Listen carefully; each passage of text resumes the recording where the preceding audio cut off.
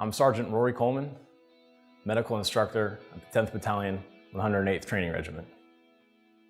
You know, everyone definitely cherishes their own last name. They definitely cherish their family name. And my grandfather, to me, was the epitome of what a man should be. He was honest, he was honorable, and he always kept his word.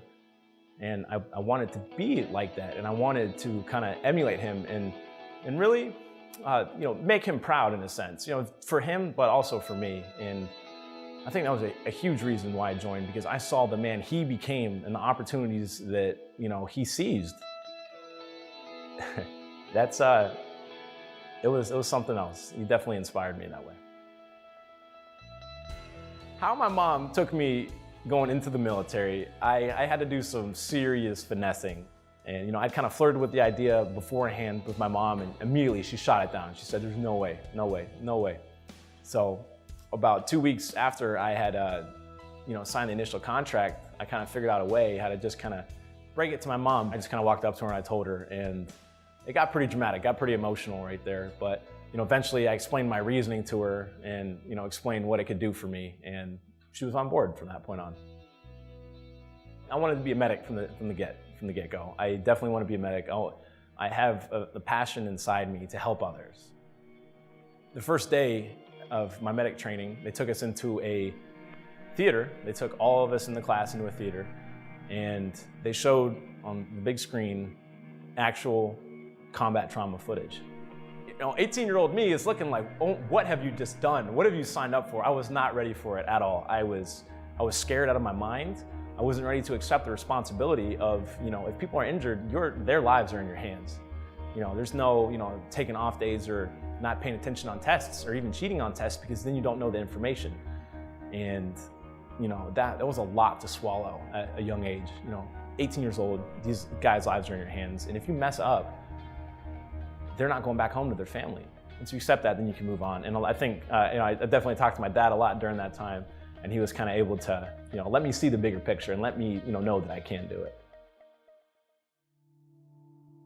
So it was mid-October of 2010 when we first deployed to Afghanistan.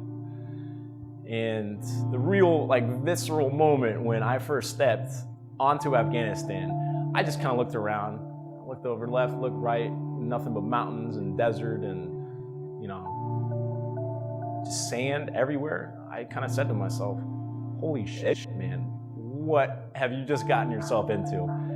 And then that very day, the day I landed, you know, we went on a patrol, and I just kind of saw, like, hey, this is the real deal. Time to get your mind right. You know, this is game time.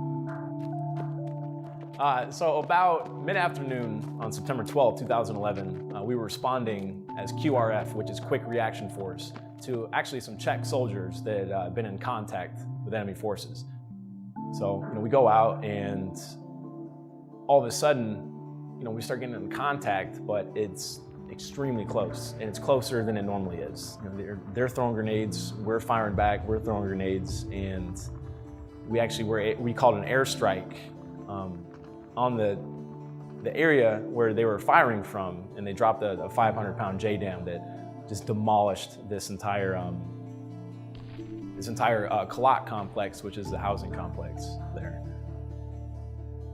After the fighting had kind of wound down a little bit, and we were taking less and less small arms fire, we were able to start pushing forward and kind of see where these guys were at. And at the time, we came across a complex that had 2 sections to it. So we split up in half to kind of, you know, better our chances of finding these guys. Now, you know, after that had happened, in a sense,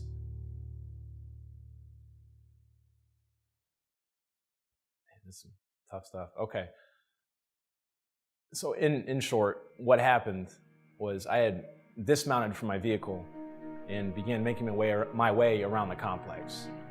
I started to begin to hear small arms fire, and when I peeled the corner, I saw that there was an insurgent with a machine gun firing out of a basement. And, you know, at the time, and said, okay, we got these guys, it's time to do what we do best. And from what I remember about that day, we had kind of cordoned off the area, or we kind of set a security perimeter around the basement they were in, and we were getting ready to go and attack the position. But before we could make any moves, an insurgent had come running out of the basement complex, dropping a grenade next to him. Now, because we were all focused on the soldier, our whole element was unable to notice that there was a grenade that he had dropped, that he had activated and then dropped. So following our procedures and training, we all converged onto the insurgent that was hand-to-hand fighting with my platoon sergeant, Sergeant Maples. And as we converged, that's when the grenade detonated. First, it was a bright white light, followed by a loud sound. And then I just remember being lifted up into the air and being pushed backwards about 5 to 10 feet. And then as this was happening, my weapon that I had at the ready left my hands, and then there was dust around me, and I landed face first on the ground about 10 feet from where I was.